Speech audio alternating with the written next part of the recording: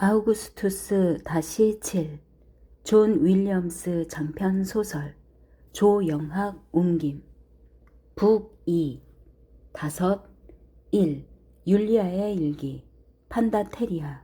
서기 4. 리비아의 힘은 알고 있다.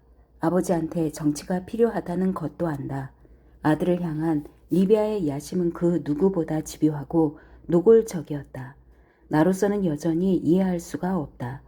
아니, 앞으로도 이해하지 못할 것이다. 그녀는 클라우디우스 가문이다.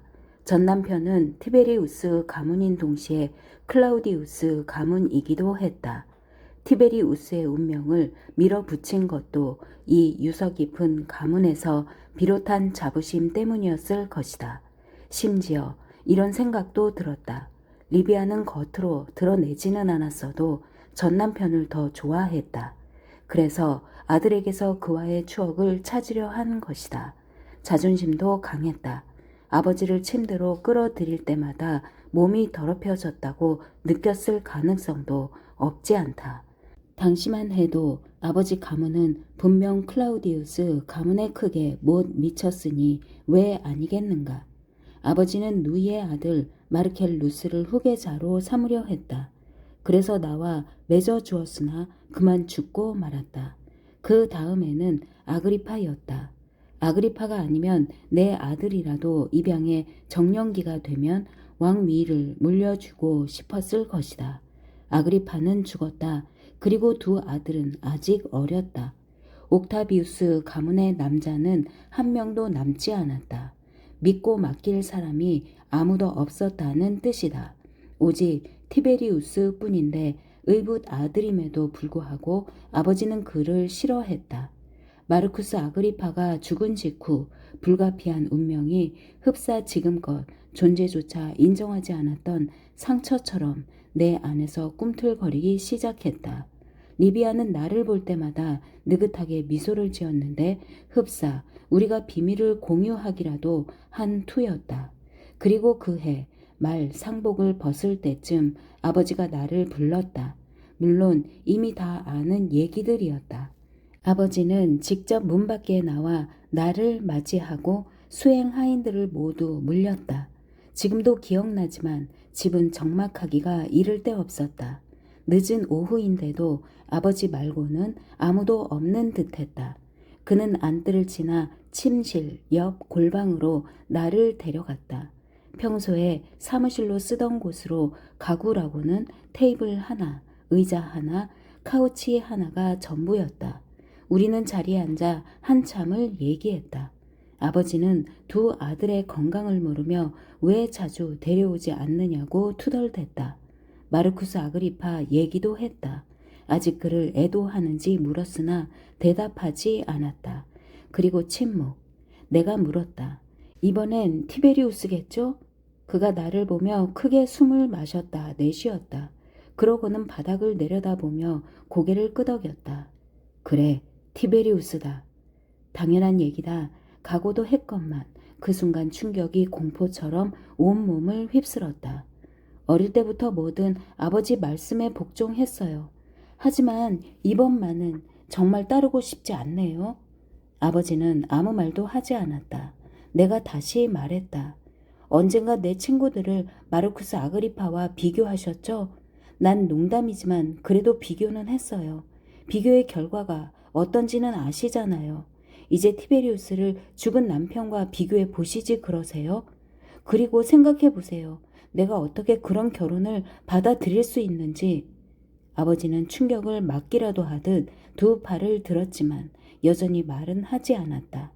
내 인생은 늘 아버지 정책, 가족, 로마의 이익을 따랐죠. 이제는 내가 어떤 사람인지도 모르겠어요. 그냥 존재 자체가 없는지도 모르겠고 어쩌면 난 무슨 말을 할지 답답했다. 계속 이렇게 살아야 하나요? 휴식도 주지 않을 건가요? 내 인생을 포기하라고요?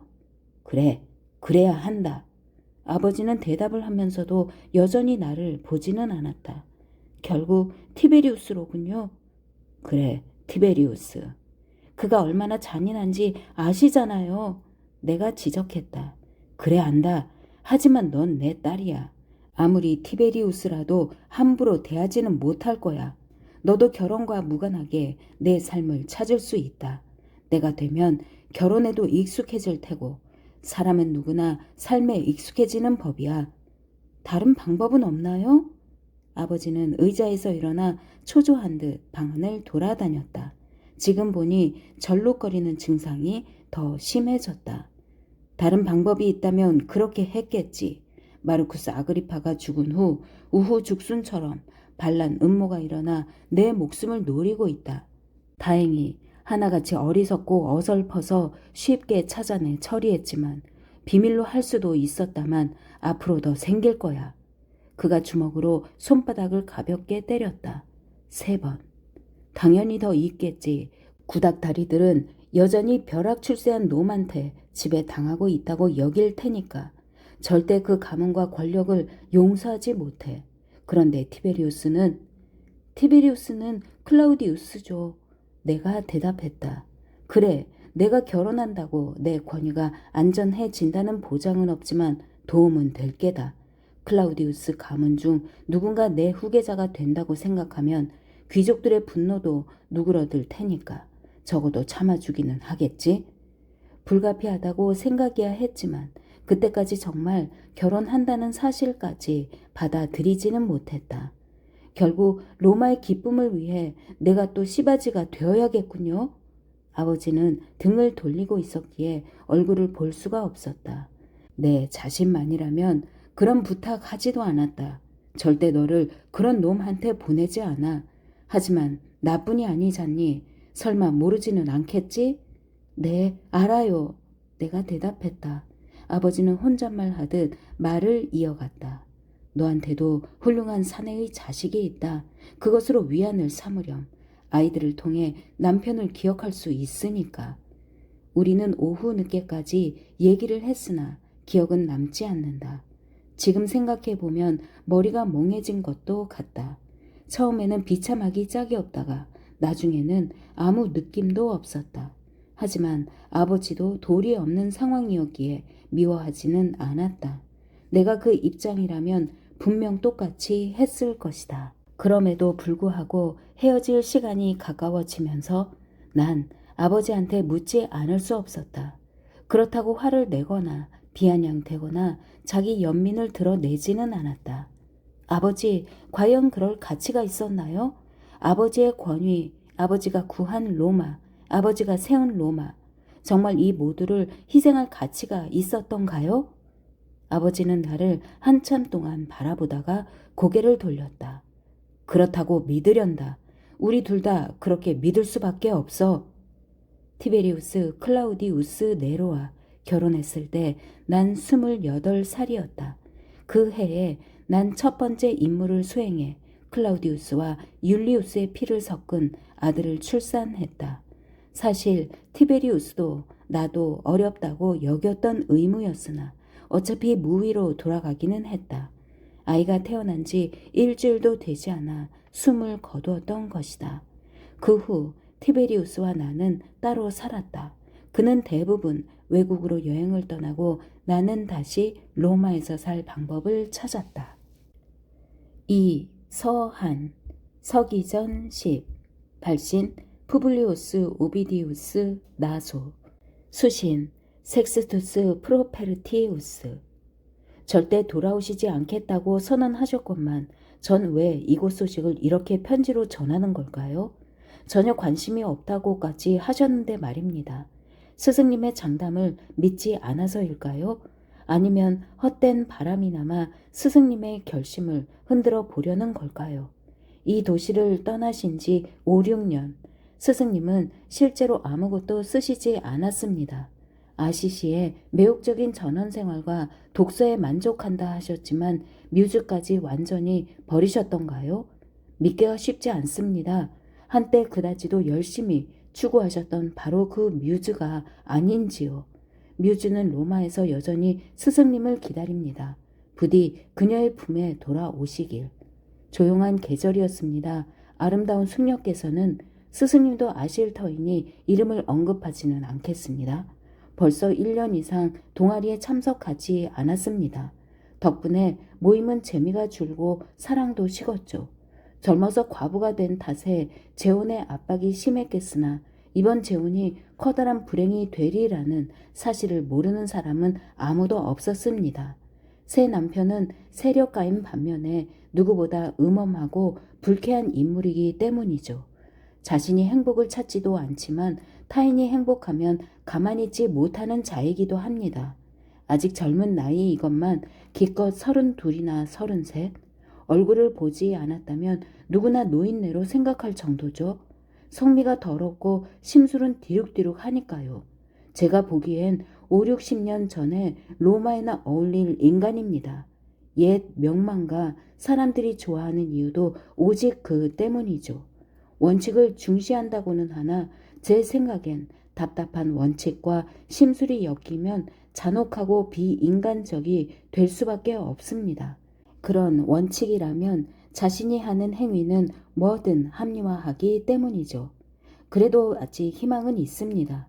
전술한 숙녀께서 최근 아들을 낳았는데 일주일도 채 되지 않아 죽고 말았답니다.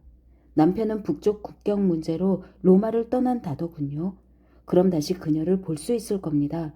그녀의 재치와 쾌활함, 인간애가 과거의 답답한 위선을 몰아내리라 믿습니다.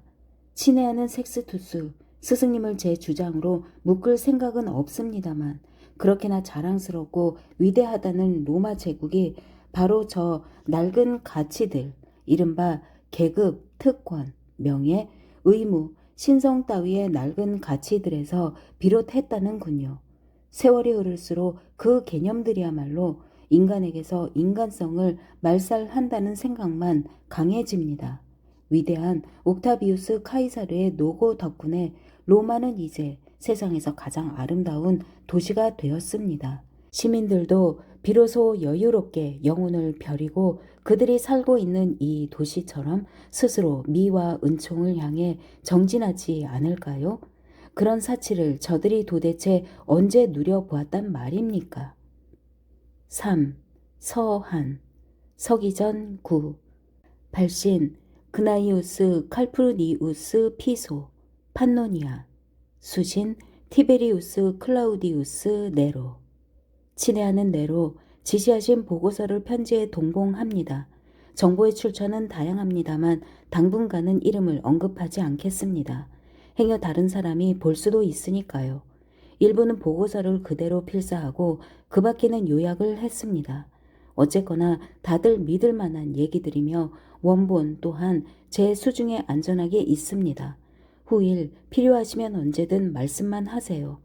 보고서는 11월 한 달간의 상황을 모두 담았습니다. 11월 3일 오후 4시에서 5시 사이에 샘프로니우스 그라쿠스의 노예들이 가마를 들고 부인의 처소를 찾아왔습니다. 예정된 가마였던지 부인께서도 곧바로 댁에서 나오시더군요. 그 뒤 마차는 도시를 가로질러 샘프로니우스 그라쿠스의 빌라로 향했습니다. 그곳에서 성대한 파티가 열렸죠. 축제 도중에 부인은 그라쿠스와 같은 카우치에 앉아 한참 동안 담소를 나누었는데 대화 내용은 도저히 알 수가 없었습니다. 와인이 얼마나 많은지 연회가 끝날 즈음엔 다들 만취 상태였죠. 시인 오비디우스가 여흥을 위해 자기 시를 낭송했는데 전체적으로 애매하고 부적절한 시였습니다. 시를 읽은 후 바람난 아내라는 팬터마임을 공연했으나 평소보다 훨씬 노골적이더군요. 그 다음엔 음악이 이어졌습니다. 사람들은 연주를 들으며 호를 빠져 나갔죠. 그 중에 부인과 샘프로니우스 그라쿠스도 있었습니다. 마님은 전혀 보이지 않다가 새벽녘 샘프로니우스 그라쿠스의 집 밖에서 대기 중인 마차에 오르셨죠. 가마는 곧바로 집으로 향했습니다. 13일 부인 주관으로 친구들을 댁으로 초대했습니다. 남자 손님 중에는 샘프로니우스 그라쿠스, 퀸크티우스 크리스피누스, 아피우스 클라우디우스, 풀케르, 코르넬리우스 스키피오가 있고 아래 신분으로는 시인 오비디우스와 그리스인 데모스테네스가 보였습니다. 후자는 배우의 아들로 최근에 로마 시민이 되었죠. 일행은 오후 4시가 되기도 전에 와인을 마시기 시작해 밤 늦도록 이어졌습니다. 일부는 새벽 6시 직후에 떠났지만 여전히 많은 수가 남더군요. 그들은 후에 부인의 인도하에 집을 나와 마차를 타고 도시로 들어가더니 포름의 보도와 건물 사이에 잠시 멈췄습니다. 이른 시간이라 포름에는 인적이 거의 없었으나 시민 몇 명과 상인, 경찰들이 무리를 목격했습니다. 필요하시다면 증언을 하도록 얘기해 보겠습니다. 와인은 계속 마셨습니다. 배우의 아들 데모스 테네스는 파티 참석자들의 여흥을 위해 원로원 옆 연단에서 누군가의 연설을 흉내냈습니다. 즉흥 연설이라 원고는 만들지 못했지만 황제의 연설을 희화화하지 않았나 합니다. 무리는 연설이 끝난 후 헤어지고 부인은 댁에 돌아오셨는데 역시 샘프로니우스 그라쿠스가 동행했습니다. 그때가 거의 새벽이었죠. 그 후 엿새 동안 부인께 부적절한 행동은 없었어요. 부모 댁에서 공식 연회에 참석하고 어머니와 함께 극장에서 초로의 베스타 신녀 넷을 접대했으며 평민 경주를 관람할 때도 부친 친구들과 함께 얌전히 관람석을 지켰죠. 참석자는 올해의 집정관 퀸크티우스 크리스피누스 속주 총독 율리우스 안토니우스였습니다. 19일 티볼리 퀸크티우스 크리스피누스 빌라에 주빈으로 참석했습니다. 티볼리까지는 샘프로니우스 그라쿠스와 아피우스 클라우디우스 풀케르 그리고 하인들이 동행했죠. 날씨가 좋아 파티는 실외에서 거행했으며 밤까지 이어졌습니다. 와인도 많았죠. 남녀 무희들은 무대에서 공연하지 않고 거의 벌거벗은 채로 손님들 사이를 헤집으며 춤을 추고 음악가들은 그리스와 동양의 음악들을 연주했습니다. 한 번은 마님을 포함해 남녀 손님들이 한꺼번에 수영장 안으로 뛰어들더군요. 조명이 흐리기는 했지만 모두 옷을 벗은 채 제멋대로 허우적거리는 수준이었습니다. 물놀이가 끝난 다음엔 부인이 정원의 숲으로 들어갔습니다. 그리스 땅딸보 데모스 테네스와 함께였고 두 사람은 몇 시간 후에야 밖으로 나왔죠. 부인은 퀸크티우스 크리스피 누스의 빌라에서 사흘 동안 머무셨는데 매일 밤 비슷한 파티가 있었습니다. 친애하는 티베리우스, 이 보고서가 소용이 되리라 믿습니다. 최대한 신중하게 요구하신 대로 정보를 모을 참입니다. 어떤 경우든 저는 믿으셔도 좋습니다. 4. 서한 서기전 9 발신 리비아 판노니아 수신 티베리우스 클라우디우스 네로 이번엔 내 말을 들어라. 당장. 그렇게 애를 써서 모았다는 증거도 모두 파기하고 내 친구 칼프루니우스한테 그런 짓 때려치우라고 명령해. 너를 위해서라도. 도대체 그놈의 증거들로 뭘 할 생각이더냐. 이혼이라도 하겠다고? 이유는 그놈의 알량한 명예를 더럽혔기 때문에? 아니면 이혼을 무기로 우리 대의 명분을 발전시키기라도 하겠다는 얘기냐? 어느 쪽으로든 다 헛소리야. 멍청한 착각이지. 내가 외국에 있는데 그놈의 명예가 어떻게 더럽혀질 수 있다더냐. 내 아내를 통제할 방법 자체가 없잖아. 게다가 넌 지금 조국과 황제를 위해 입하지 않은 마당이다. 그런데 내가 지금 증거를 수집하고 있고 기회가 오면 터뜨릴 생각이라는 사실이 밝혀지는 날엔 그땐 정말 바보 멍청이가 되는 거야. 너한텐 명예가 얼마나 있는지 모르겠다만 그 순간 모두 날아가고 말 게다. 그래서 이혼을 하면 너한테 어떤 이득이 있다는 게냐. 정신 차리거라. 내가 헛소리를 하는 그 순간 우리가 꿈꾸던 권력은 그날로 공연불이 되고 마는 거야. 내 아내는 망신을 당하겠지만 너도 아무것도 얻지 못해. 꿈은 연글기도 전에 깨져버리고. 솔직히 이 순간에도 우리 야망을 실현할 기회가 그다지 크지는 않다. 남편의 오랜 정적, 안토니우스의 아들 율리우스 안토니우스가 너보다 앞서 있고 권력의 승계 자격도 너보다 절대 못하지 않아. 너한테야 우리 가문밖에 없잖아. 남편은 늙고 미래는 또 어떻게 요동칠지 아무도 모른다. 인내야말로 우리 무기여야 한단다. 내 아내가 바람둥이라는 사실은 나도 안다. 남편도 아는 것 같더구나. 하지만 남편이 만든 법으로 남편이 딸을 벌해야 한다면 절대 너를 용서하지 않을 게다. 아니, 그러려면 애초에 내 인생 망가질 일은 시작하지도 말았어야지. 기다려라. 율리아가 망신을 당한다면 직접 당해야 해. 넌 절대로 개입하지 마라. 어쨌거나 외국에 머물러 있는 동안은 개입하지 않을 수 있잖아. 가급적 판노니아에 오래 머무르도록 해라. 일을 늘려서라도.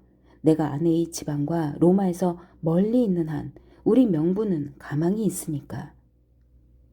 5. 서한. 서기전 8. 발신 마르켈라. 수신 율리아. 친애하는 율리아, 이번 수요일 저녁에 우리 집에서 함께 식사해. 식사 후에도 간단한 여행이 있을 거야. 퀸크티우스 크리스피누스를 포함해서 자기 친구들도, 굳이 말하자면 내 친구이기도 해, 참석한다고 했는데 물론 자기가 좋으면 누구든 불러도 좋아. 다시 친구가 되어 정말 기뻐. 세월이 참 많이도 흘렀네. 지금도 가끔 우리 어릴 때 생각이 나. 우리 정말 친했는데. 아, 옛날이요. 게임도 참 많이 했잖아. 자기랑 불쌍한 마르켈루스, 드루수스와 티베리우스, 미안, 내 동생들까지. 지금은 잘 기억도 나지 않네. 율리우스 안토니우스가 한동안 우리랑 함께 살았다는데 자기는 기억해? 아버지가 돌아가신 다음에? 자식은 아니었어도 어렸을 때 어머니도 무척 좋아하셨대. 그런데 율리우스가 지금 내 남편이잖아. 정말 희한한 세상이야. 나중에 우리가 할 얘기가 무척 많을 거야. 아, 율리야, 나도 알고 있어. 우리 사이가 나빠진 원인이 나였다는 사실. 하지만 삼촌, 내 아버지 마르쿠스 아그리파를 빼앗아 너하고 맺어줄 때는 정말 화가 났었어. 내가 원해서가 아니었지만 그땐 나도 어렸고 또 마르쿠스처럼 중요한 남편을 또 만날 것 같지가 않아서 그랬지. 그래서 미워한 거야. 내 잘못이 아니라는 걸 알면서도. 그래도 늘 믿었던 대로 일이 잘 풀려서 다행이야. 어쩌면 옥타비우스 삼촌이 우리 생각보다 더 현명할지도 모르겠어. 지금은 율리우스하고 잘 지내. 솔직히 말하면 마르쿠스 아그리파보다 더 좋단다. 더 젊고 잘생겼잖아. 마르쿠스만큼 권력도 있고 분명 위대한 인물이 되리라 믿어. 삼촌도 무척 좋아하는 것 같더라고. 이런, 내가 너무 많이 떠들지? 지금도 그래. 수다쟁이. 오랫동안 교류가 없었어. 그때 내 말 때문에 상처받지 않았으면 해. 내가 옛날보다 지혜로워진 것 같지는 않지만 그래도 나이는 먹었잖아. 여자가 결혼 때문에 친구와 내외할 필요가 없다는 정도는 이제 안단다. 실제로 우리와 아무 관계도 없는 일이잖아. 안 그래? 나한테는 그래. 부디 파티에 참석해줘. 자기가 오지 않으면 다들 실망할 거야. 하인들을 몇 명 보낼까? 아니면 자기가 알아서 오겠어? 어떻게든 좋으니 얘기해줘. 자기가 원하면 누구든 불러도 좋아. 어쨌든 이곳에도 재미있는 사람들이 많을 거야. 자기 지위는 다들 잘 아니까. 6. 서한. 서기전 8. 발신 그나이우스 칼프루니우스 피소. 게르마니아. 수신 티베리우스 클라우디우스 네로. 급히 이 글을 씁니다. 행여 다른 곳에서 먼저 소식을 듣고 성급하게 일을 처리할까 불안하군요. 모친과도 얘기를 나눴습니다. 내 보고서들에 대해서는 최근 의견이 달랐지만 지금 당신이 어떻게 행동해야 할지에 대해서만은 완벽하게 의견 일치를 받습니다. 이해하시겠지만 모친께서 이 일에 직접 나설 수는 없어요. 남편의 신뢰를 배신하는 것도, 공개적으로 하지 못하는 일을 비밀리에 주선하는 것도 역시 도리에 맞지 않으니까요. 며칠 내에 황제의 메시지를 받으실 겁니다. 내년 집정관직을 제안하는 내용인데 황송하게도 나와 함께 그 직을 제안받았습니다. 보통 때 보통 상황이라면 개선식에 진배 없는 영광이겠지만 지금은 때도 상황도 여의치 않으니 행동 역시 극도로 조심해야 합니다. 집정관 직은 수락하셔야 합니다. 고사는 비상식적이기도 하지만 미래를 위해서도 최악의 선택일 수밖에 없습니다. 단 로마에는 들어오지 말아요. 황제는 당연히 불러들이려 하겠지만 절대 안 됩니다. 즉위식 때문에 귀국해야 한다면 게르마니아를 떠나기 전 일정부터 만들어 두세요. 믿을 사람이 없다면 병력을 대치 상태로라도 만들어 놓으셔야 합니다. 위기 상황을 핑계로 삼아서라도 최대한 빨리 달아나야 합니다.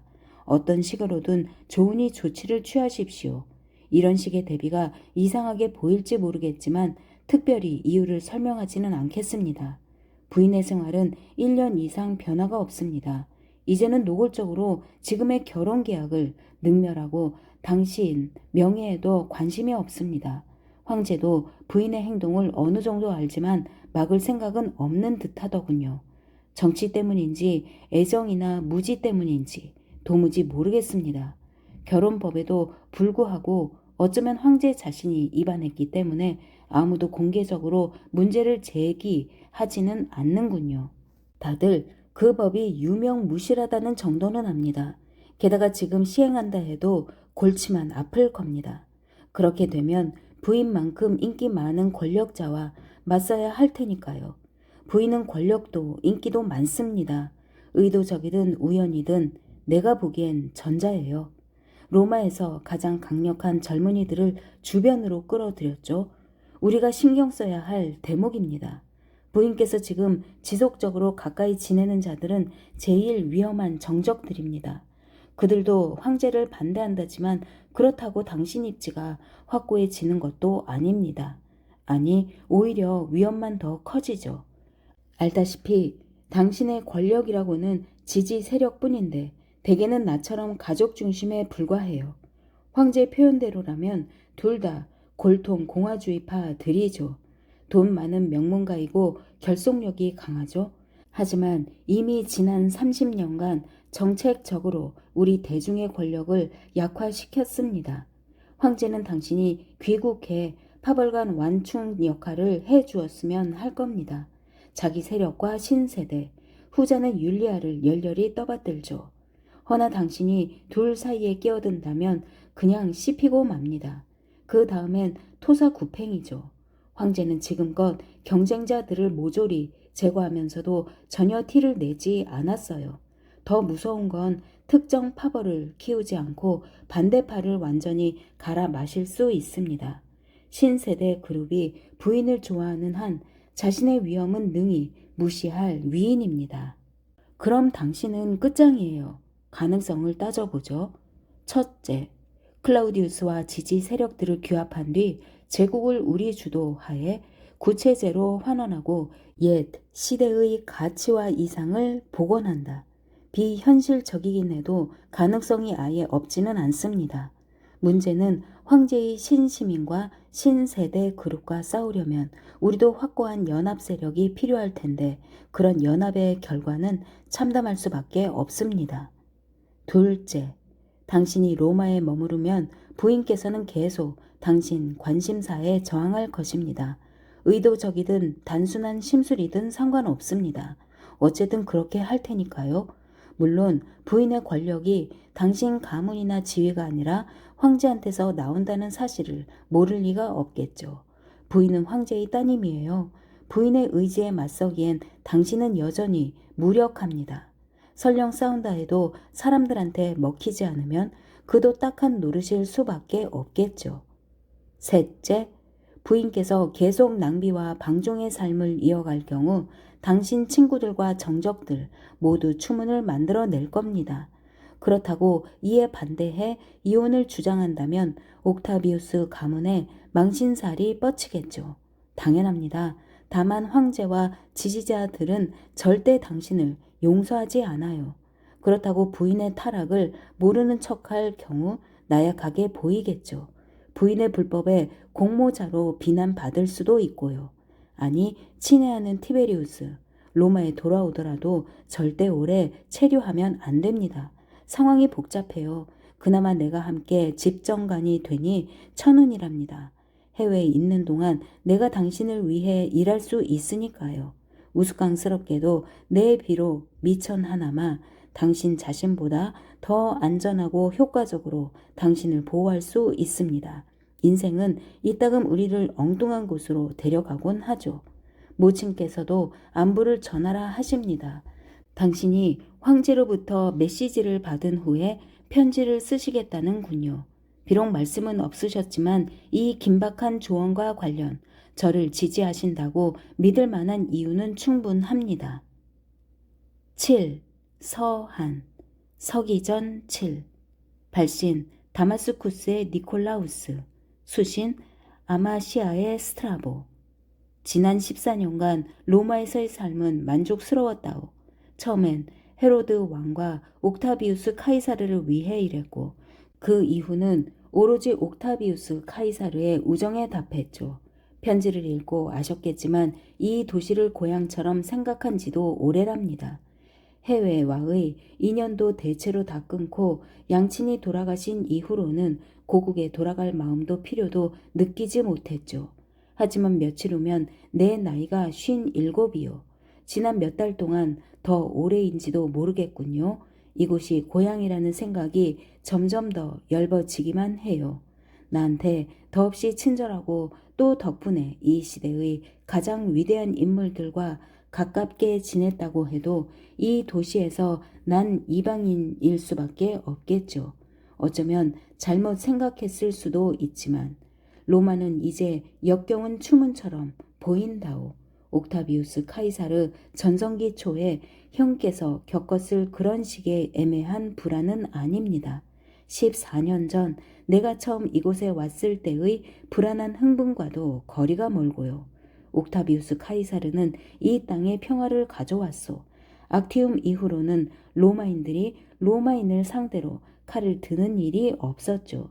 도시와 교회에 번영을 이루어 지금은 최극빈층도 먹거리가 부족하지 않고 송령의 시민들도 로마와 옥타비우스 카이사르의 관용 덕분에 태평성대이지 않소. 옥타비우스 카이사르는 사람들에게 평화를 선사했어요. 이제 노예들도 더 이상 주인의 독단과 폭력을 두려워할 필요가 없고 빈자들은 부자의 탐욕을 걱정하지 않아요. 물론 정의로운 연사가 연설의 후폭풍을 걱정할 일도 없습니다. 그럼에도 불구하고 대기는 악취가 진동하고 도시와 제국은 물론 옥타비우스 카이사르의 통치 또한 위태롭기만 하오. 파벌은 파벌대로 갈라서고 소문은 난무하네요. 황제 덕분에 평화와 공존이 가능해졌건만 그 안에서 만족하는 사람은 하나도 없는 듯합니다. 이상한 사람들이에요. 도무지 안정과 평화, 평온을 견디지 못하는 것 같으니. 그래서 로마를 뜨기로 했습니다. 그리도 오랫동안 고향처럼 지냈건만 이제 다마스쿠스로 돌아가 여생을 독서와 지필에 집중할 생각이요. 슬픔과 애정을 가슴에 품은 채 로마를 떠나고자 해요. 분노와 비난, 실망 따위는 전혀 없소. 이 편지를 쓰며 깨달았지만 이제 이런 심정들과 더불어 내 친구 옥타비우스 카이사르에게서도 떠나야 하는군요. 옥타비우스 카이사르 자신이 로마니까요.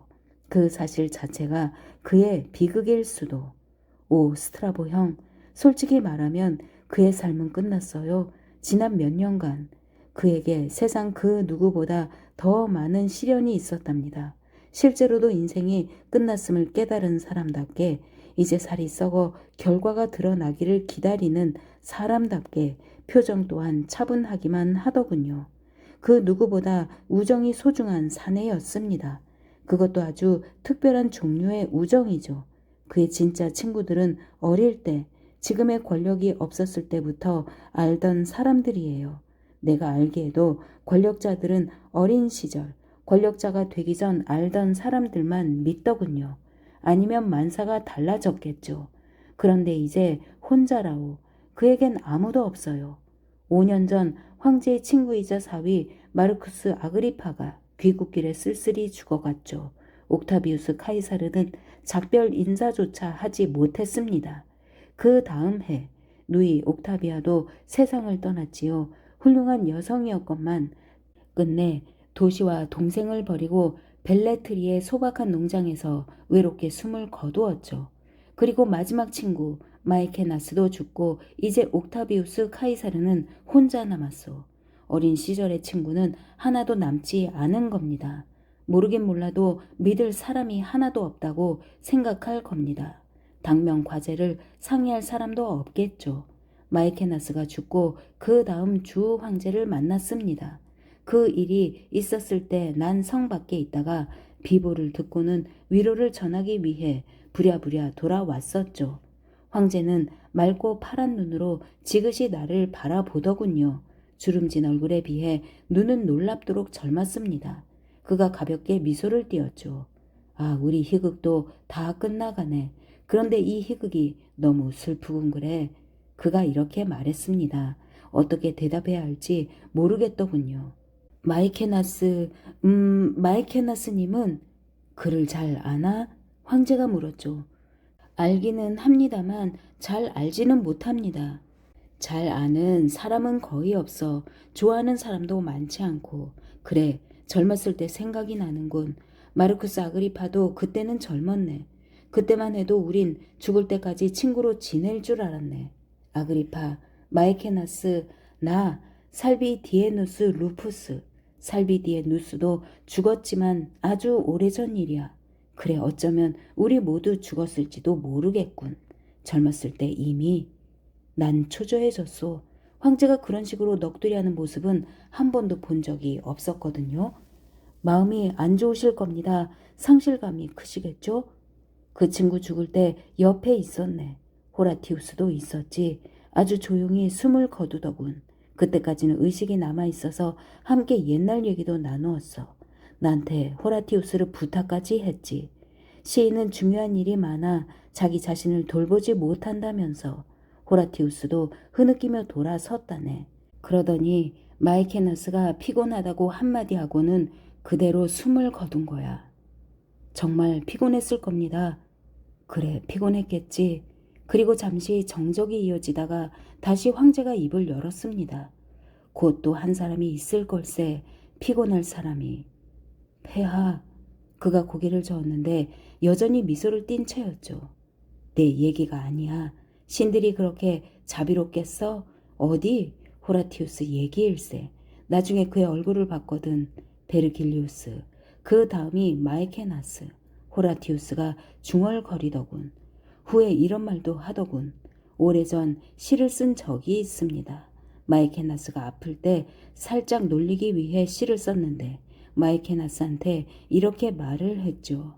내가 제대로 기억할지 모르겠지만 해보겠네.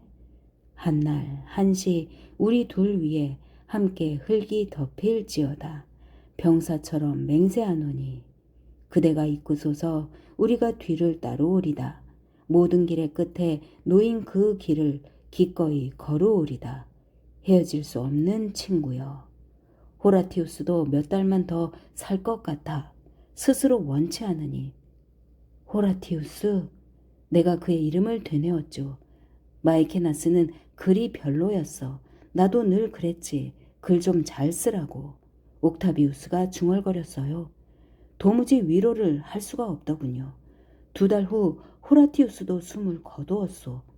디겐티아의 작은 집에서 어느 날 아침 하인이 발견했죠. 잠이라도 든 듯 표정이 너무도 편안하더랍디다. 옥타비우스는 그의 죄를 마이케나스 옆에 뿌렸어요. 에스퀼린의 언덕 맨 끄트머리입니다. 그가 사랑하는 사람은 딸밖에 남지 않았지만 사실 그 사랑도 불안하기만 하오. 정말 두렵소. 그 딸이 시시각각 자기 자리를 잇는 것처럼 보이기 때문이죠.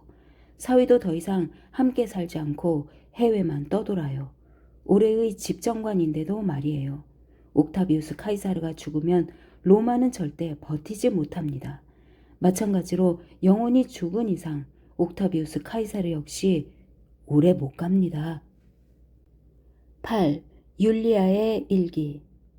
판다테리아. 서기 4. 당시 로마에서는 자유를 만끽하며 살았다. 티베리우스는 해외에 나가더니 집정관 재직 중에도 게르마니아에 처박혀 지냈다. 야만 부족들의 침입에 대비의 전초 기지를 세운다는 명목이었다. 드물게 로마에 돌아오기는 했지만 그마저 형식적이라 어떻게든 다시 빠져나갈 궁리부터 찾았다. 그가 집정관으로 있던 해 아버지는 직권으로 게르마니아 전선을 다른 사람으로 교체하고 당장 로마에 돌아와 의무를 다하라고 지시했지만 티베리우스는 그마저 거부했다. 그가 한 행동 중에서 가장 훌륭한지라 나도 그 용기에 감복할 뻔했다. 그는 아버지한테 편지를 써서 공직을 사퇴하고 로도스 섬에서 조용히 살겠다고 의사 표명을 했다. 그곳에 가족이 풍족하게 지내고 있으니 여생을 문학과 철학 연구에 이바지하고 싶다는 얘기였다. 아버지는 화를 내는 척했으나 내가 보기엔 그 반대였다. 아버지 생각에 이미 티베리우스 클라우디우스 네로는 용도 폐기였다. 지금도 가끔 생각을 해본다. 그때 남편의 편지가 진심이었다면 내 삶은 또 어떻게 달라졌을까? 6. 1. 서한 서기전 4 발신 그나이우스 칼푸르니우스 피소 수신 티베리우스 클라우디우스 네로 로도스 친애하는 티베리우스, 당신이 없으니 로마 친구들이 아쉬워합니다. 로마의 상황은 지지부진한 듯 보이는데 지금으로서는 그런 식의 지지부진이 다행일 수 있습니다. 지난해에도 심각하게 우리 미래에 영향을 미칠 소식은 없었습니다. 제가 보기엔 그 정도가 우리가 바랄 수 있는 최선입니다. 마침내 유대왕 헤로드가 죽었습니다. 우리에겐 최고의 기회죠. 죽기 전 몇 년 동안은 완전히 미친 데다 증세까지 점점 심해졌죠. 내가 알기로도 황제도 그자를 극도로 싫어해 필경 왕위에서 몰아낼 생각까지 했을 겁니다. 아시다시피 전쟁이 나면 황제를 중심으로 시민들이 똘똘 뭉치게 마련이죠. 전쟁만큼 결속력이 강한 전략도 없으니까요. 죽기 며칠 전 헤로드는 아들을 하나 죽였습니다. 반란을 계획했다는 이유였죠. 그 소식을 듣고 황제도 비웃기까지 하더군요. 헤로드의 아들이 되느니 차라리 돼지가 낫겠다.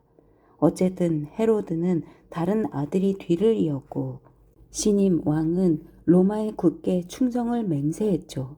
따라서 전쟁 가능성은 거리가 멀다 하겠습니다. 헤로드의 죽음과 무관하게 그 일이 있기 얼마 전 다마스쿠스의 땅딸보 니콜라우스가 로마를 떠났습니다. 황제가 총애하던 개 자식이죠. 사소한 일이기는 하나 우리 미래에 의미가 없지는 않을 겁니다. 그가 떠나면 황제는 더욱더 슬픔에 빠질 것이기 때문이죠. 이제 옛 친구 중 아무도 남아있지 않아요. 그래서일까요? 황제는 시간이 지날수록 냉소적이 되고 음울해지는 듯합니다. 당연히 권력과 권위 또한 조금씩 약화될 수밖에 없겠죠. 예, 성급하게 희망을 품을 단계는 아니지만 위세가 꺾이는 것만은 사실입니다. 예를 들어 올해 원로원이 13번째 집정관을 수락하라 안달을 부렸지만 끝내 나이와 노환을 이유로 거절하더군요. 그의 결심을 확인한 후 원로원이 누가 좋을지 물었는데 맙소사 가이우스 칼비시우스 사비누스의 이름을 거론하지 뭡니까? 누군지 아시죠? 바로 카이사르 집안의 늙은이죠. 심지어 황제 자신보다 나이가 많은 데다 30년 전 삼두 체제 하에서 집정관을 했던 자입니다. 황제와 마르쿠스 아그리파 휘하에서 대섹스투스 폼페이우스 해전을 주도하기도 했죠. 또 한 명은 루키우스 파시에누스 루푸스입니다. 처음 듣는 이름일 겁니다. 세상에 그런 미천한 가문으로 집정관을 하다니 기가 막히지 않습니까? 뉴맨 출신인데 그가 황제 가문에 어떤 식으로 충성을 바쳤는지는 아직 파악하지는 못했습니다. 내가 보기엔 누가 권력을 잡더라도 정부를 지지할 인간입니다. 때문에 올해의 집정관으로는 당신이 권력을 장악한다 해도 저항 세력의 구심력이 될 수는 없을 듯합니다. 하나는 늙고 하나는 미천하니까요. 다소 난감한 사건은 어차피 우리 둘 다 각오는 했습니다만 두 의붓 아들의 성인 시기였습니다. 황제 자신이 직접 주관했죠. 가이우스와 루키우스는 둘 다 아직 16이 되지 않았지만 로마의 시민 자격으로 성인의 토가를 입었습니다. 그러다가 눈치를 봐서 슬며시 군 통솔권을 주겠죠. 그나마 그 이상은 아직 무리겠지만 누가 알겠습니까? 상황이 어떻게 돌변할지. 비록 죽기는 했지만 옛 친구 마르쿠스 아그리파가 여전히 중심에 있기를 바라니까요. 그의 두 아들을 통해서 말입니다. 어느 경우든 친애하는 티베리우스 신경 쓸 필요 없습니다. 그 정도는 예상한 일이었으니까요. 게다가 예상 외의 일 또한 우리한테는 아직 아무 피해가 없습니다.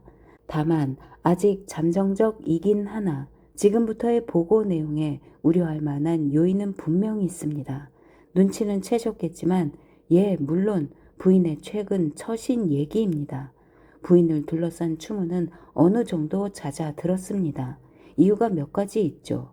첫째, 사람들이 부인의 생활에 익숙해졌습니다.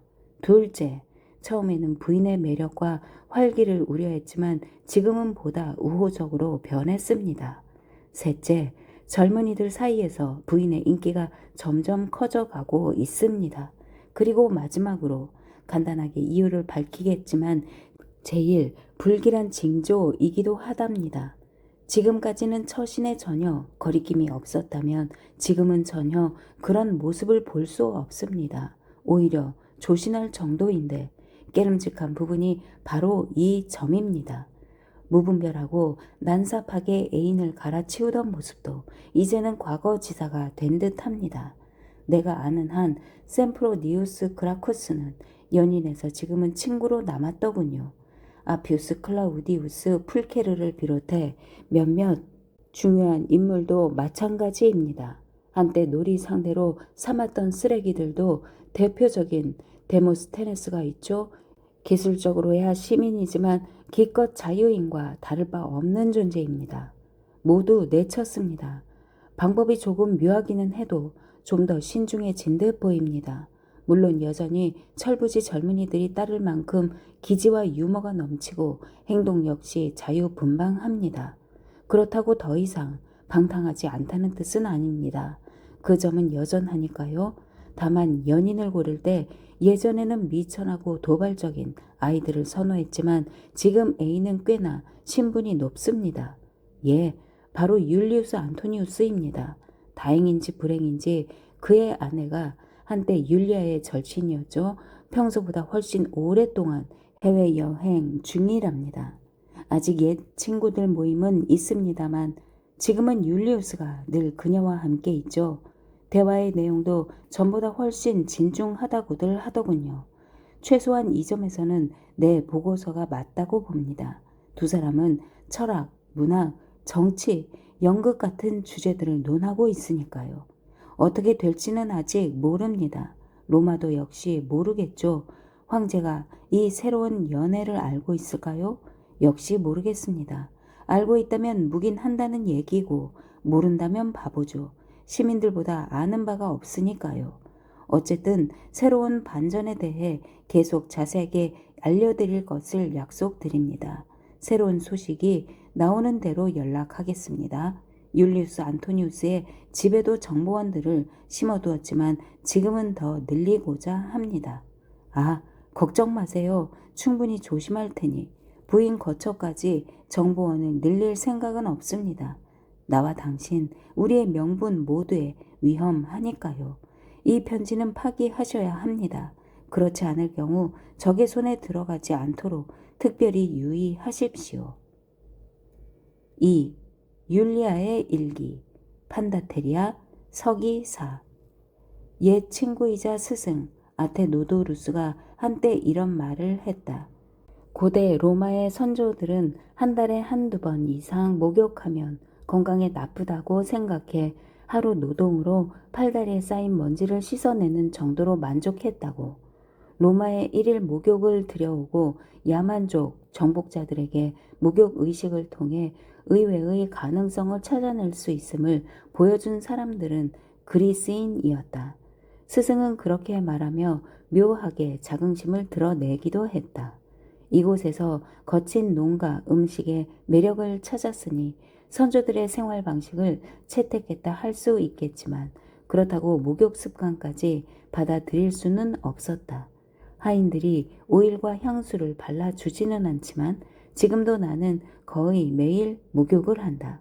내 욕실은 벽이 한 면밖에 없다. 이 섬 해변에 우뚝 솟은 절벽. 결혼 2년째 마르쿠스 아그리파는 사람들의 편의를 위해 로마 역사상 가장 화려한 목욕탕을 지었다. 그 이전에는 대중 목욕탕에 거의 가본 적이 없었다. 내가 어렸을 때 리비아는 자신이 옛 가치의 전형이라고 여겨 목욕탕의 사치를 거부했으니 나도 그녀의 가치에 전염이 되었을 것이다. 하지만 남편은 그리스 의사의 책을 읽고는 목욕을 사치로 보지 않아야 하며 혼잡한 도시의 창궐하는 각종 질환을 예방하는 데 도움이 된다고 믿었다. 그래서 일반인들을 계몽해 목욕이라는 위생수단에 쉽게 접촉하도록 유도하고자 했다. 나한테도 가끔은 욕실 대신 목욕탕에 가서 사람들과 함께 어울릴 것을 청했다. 그렇게 하면 사람들이 대중 목욕탕이 유행이라고 여긴다는 얘기였다. 사실 처음에는 의무 때문이었으나 나중에는 상당히 재미있다는 사실을 인정해야 했다. 전에는 사람들을 알지 못했다. 그저 도시에서 얼핏 지나치는 정도였다. 가게에 들어가면 내 시중을 들고 말을 걸면 대답을 했지만 그때는 다들 내가 어떤 신분인지 알았다. 나는 황제의 딸이었다. 그들의 삶과 워낙에 동떨어진 터라 다른 공간에 사는 것과 진배 없었다. 적어도 내 생각은 그랬다. 하지만 벌거벗고 욕탕에 들어가면 수백 명의 여자들이 고함과 비명을 지르고 까르르 웃어댄다. 황제의 딸이나 망나니의 아내나 전혀 구별하지 않는다. 그런데 그렇게 허영심으로 똘똘 뭉친 황제의 딸한테도 그런 식의 비차별은 묘하게 재미가 있었다. 나는 그렇게 목욕을 찬미하기 시작했다. 그리고 지금껏 변하지 않았다. 로마에 목욕탕이 있다는 사실조차 몰랐건만 마르쿠스 아그리파가 죽은 이후로는 그 이전의 꿈속에서나 알았던 즐거움을 찾아내기까지 했다. 나는 지금도 거의 매일 목욕을 한다.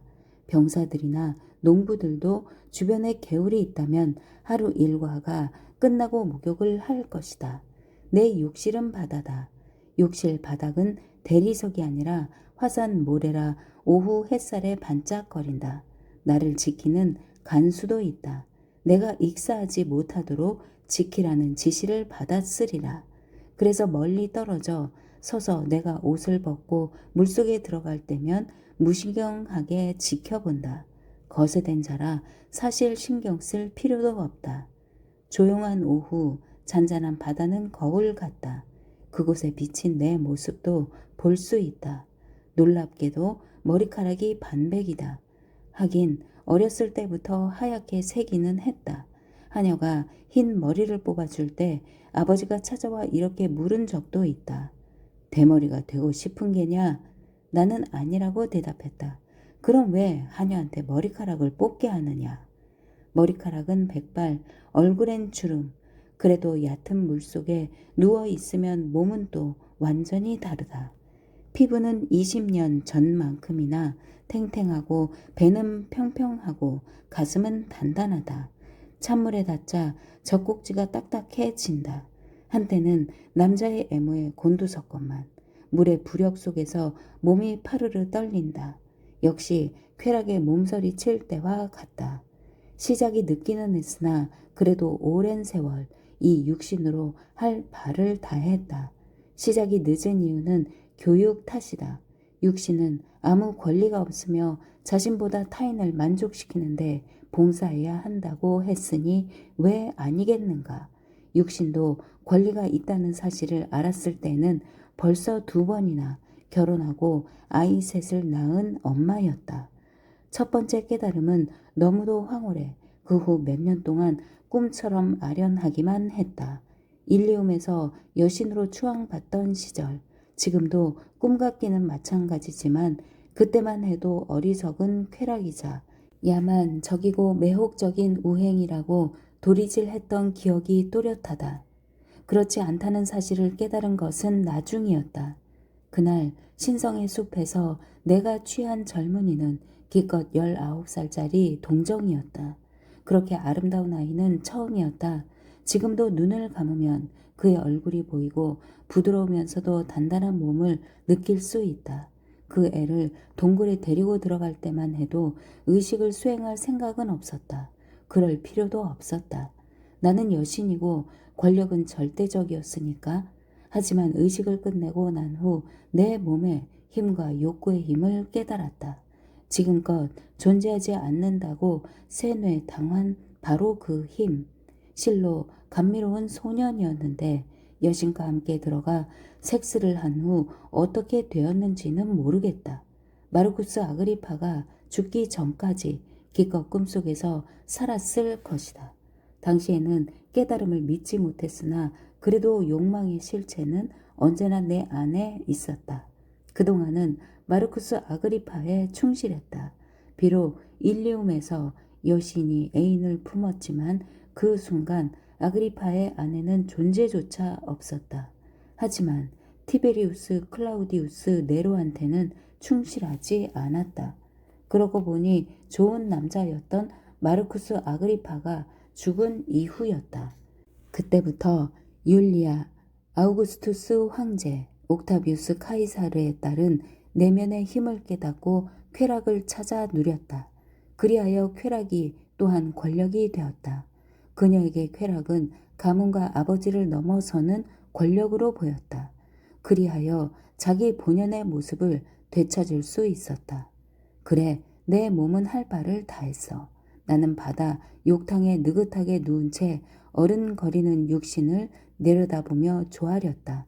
겉으로는 타인에게 종사하는 것처럼 보였지만 아니, 처음부터 내 몸의 주인은 나였다.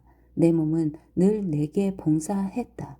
두 손이 허벅지 사이를 오갈 때도 나를 위해서였고 내가 쾌락을 주었다 해도 애인은 언제나 내 욕망의 노예였다.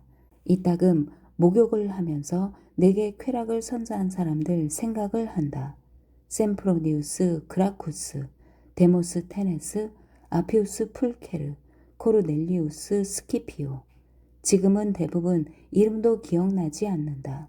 기억을 떠올리려 할 때마다 얼굴과 몸이 하나로 겹쳐 결국 하나의 얼굴과 하나의 육신이 되고 만다. 남자의 손길을 잊은 지 벌써 6년이다. 이 손, 이 입술로 남자의 살결을 탐한 지 벌써 6년이 흘렀다.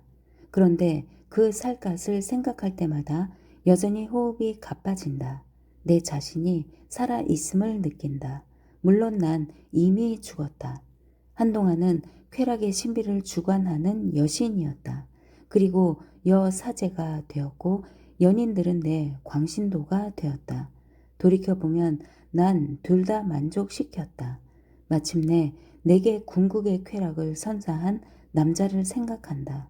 다른 쾌락을 모두 전주곡으로 만들어버린 사내.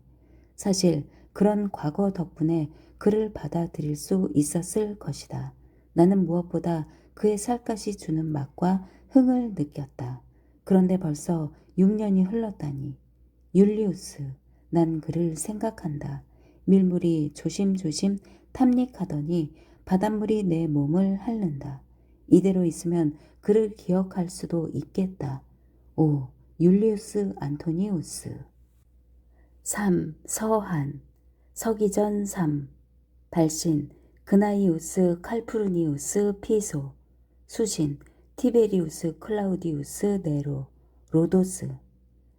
친구여, 서두부터 두려운 마음 감출 길이 없군요.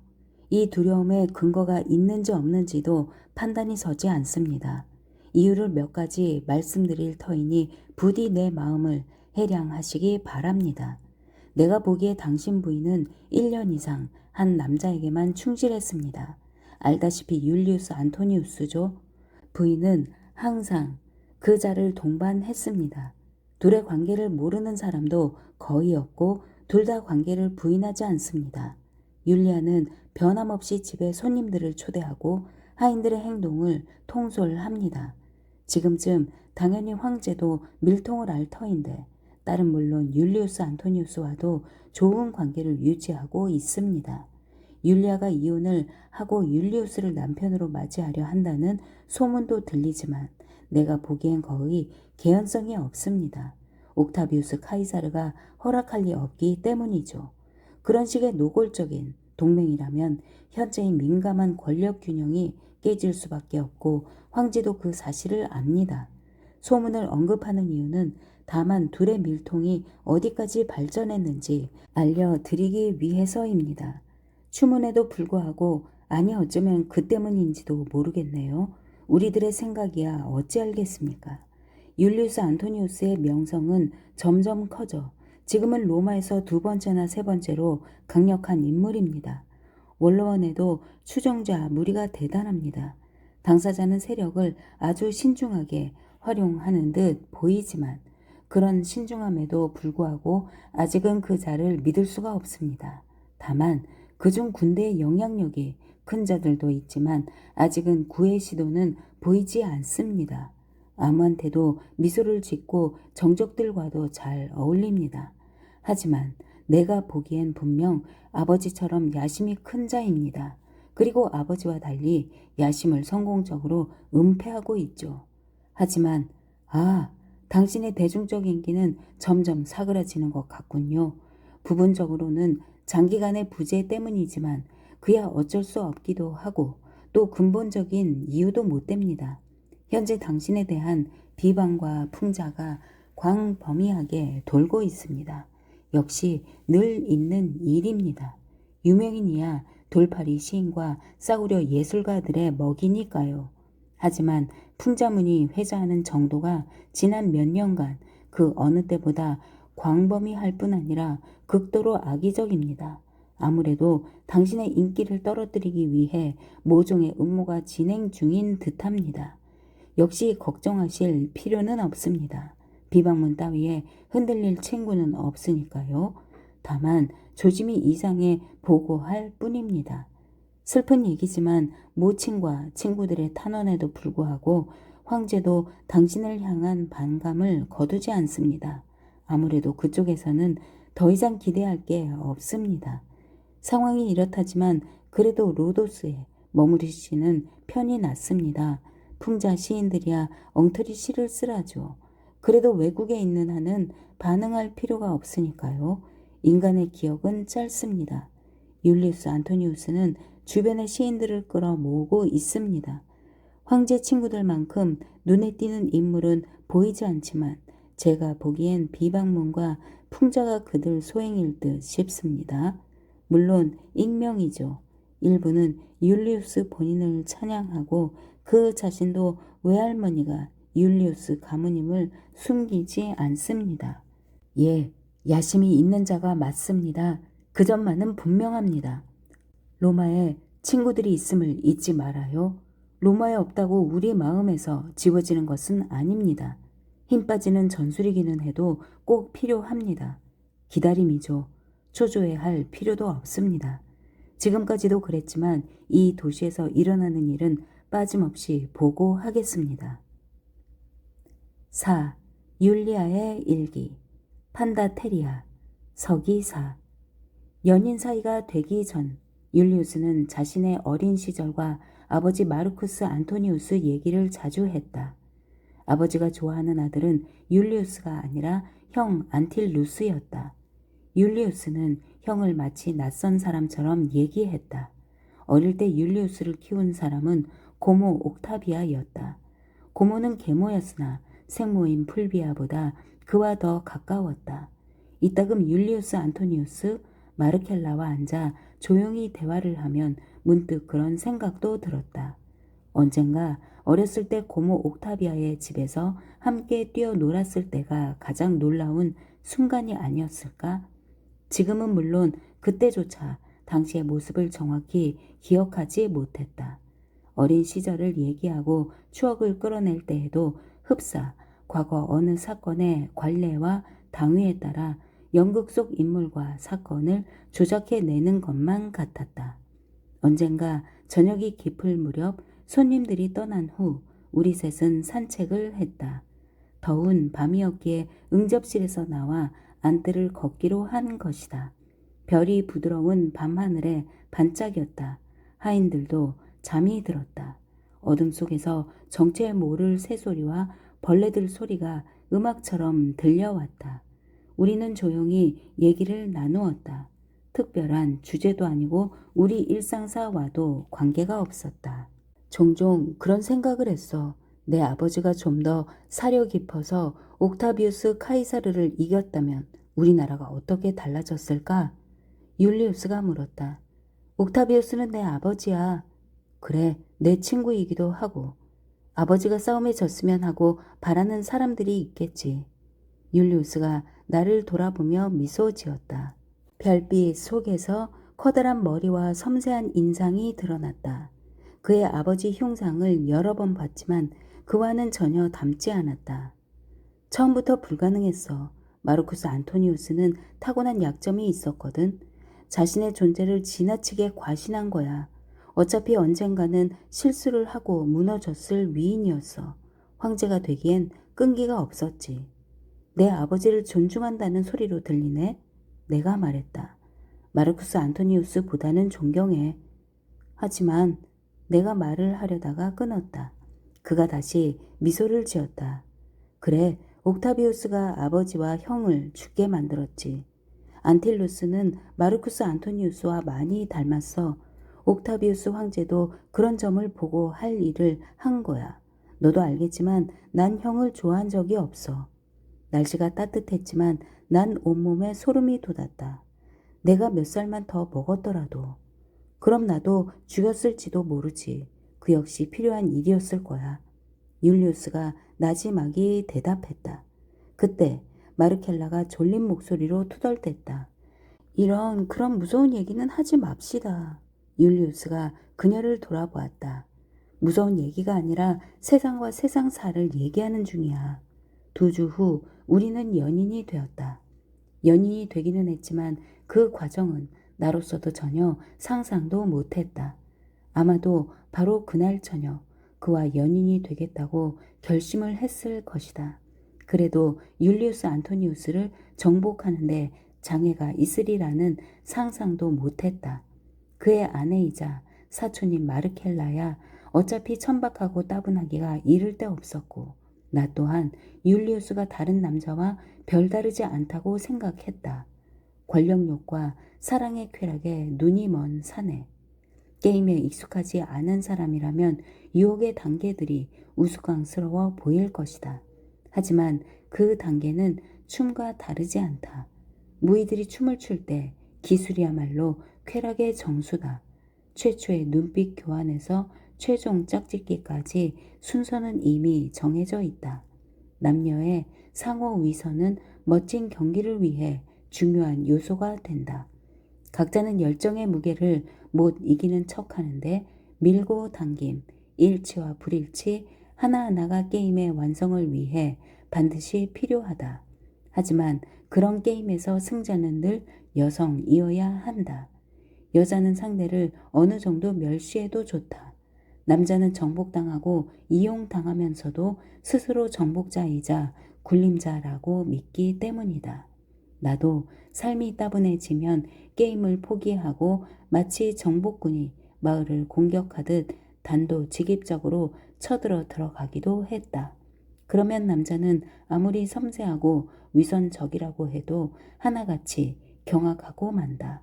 그러면 결과는 같아도 내 입장에서 승리의 여부는 모호해질 수밖에 없다. 숨길 비밀이 없으면 결국 지배도 불가능하기 때문이다. 그래서 나는 율리우스 안토니우스를 유혹하기 위해 백인대가 적의 옆구리를 공격할 때만큼이나 치밀하게 계획을 마련했다. 물론 조우의 의식에서 상대는 언제나 정복당하기를 원한다. 그래서 나는 율리우스를 힐끗 보고 얼른 고개를 돌리거나 슬쩍 스치고는 당혹스러운 듯 달아나기도 했다. 그러던 어느 날 저녁 기어이 내 집에 둘만 있을 기회도 만들어냈다. 나는 카우치에 누워 상대에게 편히 쉬라는 투로 말했다. 그리고 실수처럼 드레스 사이로 슬쩍 두 다리를 드러냈다. 율리우스 안토니우스는 방을 가로질러와 내 옆에 앉았다. 난 당혹스러운 척하며 숨을 살짝 가쁘게 뱉어냈다. 그리고 그의 손길을 기다리며 내가 얼마나 마르켈라를 좋아하는지 떠들기 시작했다. 친애하는 율리야, 내가 정말로 매혹적이긴 하지만 솔직히 내 마구간에 종말 한 마리 보태고 싶은 생각은 없다. 율리우스는 그렇게 말했다. 난 너무나 놀라 카우치에 똑바로 일어나 앉았다. 너무나 당황한 탓에 멍청하기 짝이 없는 질문까지 보태고 말았다. 무슨 뜻이야? 율리우스가 미소 지었다. 셈프로니우스 그라쿠스, 퀸투스 크리스피누스, 아피우스 풀케르, 코르넬리우스 스키피오. 내 마구간. 그 사람들은 친구야. 내가 항변했다. 네, 지인들이기도 하지. 이따금 나를 도와주기도 하지만 그렇다고 말이 되어 함께 달리고 싶은 생각은 없어. 너를 차지하기엔 다들 쓰레기들이니까. 꼭 우리 아버지처럼 말하네. 아버지를 그렇게 미워하는 거야? 그래서 반항하려고? 아니야, 미워하지 않아. 그러자 율리우스가 나를 빤히 바라보았다. 두 눈이 흑단만큼이나 새까맸다. 아버지의 눈은 남색에 가까운데 그래도 아버지처럼 눈빛은 강렬하고 그 안에서 뭔가 타오르고 있었다. 우리가 연인이 된다 해도 내가 원할 때 내가 원하는 조건으로 하겠어. 그게 우리 둘 모두에게 이로우니까. 그가 내 뺨을 건드리곤 자리에서 일어나 방을 떠났다. 그렇게 거절당해 본 기억이 없다. 맹세코 한 번도 없었다. 당연히 화가 나야 했는데도 오히려 마음 한구석이 따뜻해졌다. 고마웠다.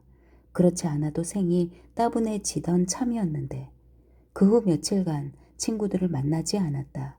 파티 초대도 거절하고 샘프로니우스 그라쿠스가 갑자기 찾아왔을 때는 한여 피비를 시켜 내가 아파 손님을 받지 못한다고 전했다. 율리우스 안토니우스도 만나지 않았다. 창피해서인지 화가 났기 때문인지는 모르겠지만 거의 2주 동안 그를 만나지 않았다. 그러던 어느 날 오후 늦게 한가로이 목욕을 할 때였다. 목욕을 마치고 피비를 불렀는데 아무 대답이 없었다. 오일과 새 옷을 가져와야 하건만 결국 커다란 수건으로 몸을 가리고 안뜰로 나갔는데 아무도 보이지 않았다. 난 다시 불렀다. 역시 대답이 없었다. 한참 후 나는 마당을 가로질러 침실에 들어갔다. 율리우스 안토니우스가 방 안에 서 있었다. 창문을 통해 늦은 오후의 햇살이 비스듬히 율리우스의 튜닉 자락을 비추었다. 얼굴은 그림자에 가려 보이지 않았다. 한참 동안 우리는 움직이지 않았다. 나는 문을 닫고 좁은 방 안으로 들어갔다. 율리우스는 아무 말도 하지 않았다.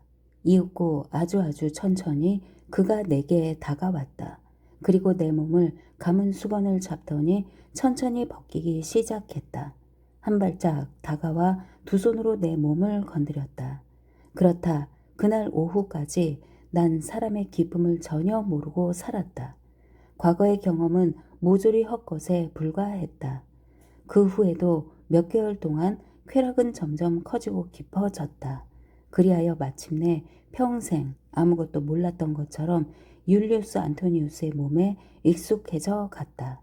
그렇게 오랜 세월이 흘렀건만 지금도 난 그 지독한 쾌감을 기억한다. 사타구니 사이에 단단한 온기를 느낄 수 있다. 기이한 일이다. 율리우스 안토니우스의 몸은 이미 연기로 화해 허공 중에 흩어졌기 때문이다. 더 이상 그는 존재하지 않건만 내 몸은 여전히 이 땅에 남아있다. 그 또한 기이한 일이다. 그날 오후 이후 어떤 남자도 내 몸에 손을 대지 못했다. 내가 살아있는 한 아무도 손대지 못할 것이다. 오 서한 서기전 2 발신 파울루스 파비우스 막시무스 수신 옥타비우스 카이사르. 제가 로마의 집정관이자 친구로서 이 편지를 쓰는지 친구이자 집정관의 자격인지 잘 모르겠습니다. 실제로 거의 매일 뵈면서도 이렇게 새삼 서한 형식을 빌고 맙니다. 사실 직접 아련하고 말씀드릴 용기가 없거니와 공식 보고서에 끼워 전할 내용도 아니기 때문입니다. 말씀드리고자 하는 내용은 폐하의 공적, 사적 삶, 공이 영향이 클 터이나 유감스럽게도 저로서는 구분할 도리가 없습니다. 물론 소문이 가라앉지 않아 심려가 크셨겠지만 처음에 조사를 하명하셨을 때 솔직히 폐하께서 지나친 걱정이라고 생각했습니다. 소문은 이제 로마의 생활 방식입니다. 따라서 소문을 듣는 대로 조사하려 든다면 정작 당면한 공문은 짬도 못 낼 것이기 때문이옵니다. 아무튼 아시다시피 조사를 시작할 때는 크게 의아했습니다. 지금은 슬프게도 폐하의 근심이 옳다고 말씀드려야 하는군요. 아니, 폐하께서 애초에 의심하시거나 생각하셨던 것보다 훨씬 상황이 심각합니다. 실제로 음모가 진행 중입니다. 그것도 이제 무르익을 대로 이거 거의 실행 단계였더군요. 최대한 객관적으로 조사 결과를 말씀드리겠습니다. 이렇게 차분하게 쓰기는 하지만 제 마음 또한 분노로 들끓고 있음을 헤아려 주십시오. 7, 8년 전 율리우스 안토니우스가 집정관이 되기 전입니다. 알렉사스 아테나이우스라는 자를 자유인으로 만들어 사서이자 노예로서 그에게 보냈습니다. 알렉사스는 지금도 당시도 총명한 인물이며 지금껏 제게 충성을 다하고 있습니다. 당연히 우리 편입니다. 제가 사건을 수사 중이라는 얘기를 듣고 찾아왔는데 매우 당혹스러운 표정이었습니다.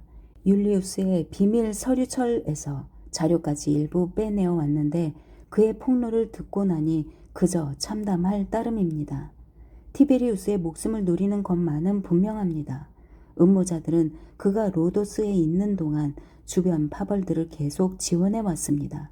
이런 식이라면 결국 율리우스 카이사르처럼 그를 살해한 뒤 로마의 폭력에 저항한 정당한 봉기로 보이게 만들겠죠. 만약을 대비해 모병 계획까지 세웠더군요. 그 일을 담당한 이가 원로이자 집정관 출신 퀸크투스 크리스피 누스입니다. 명목상 목표는 로마를 수호하자이나 실제로는 음모자 파벌을 위해 힘을 축적하는 데 있습니다.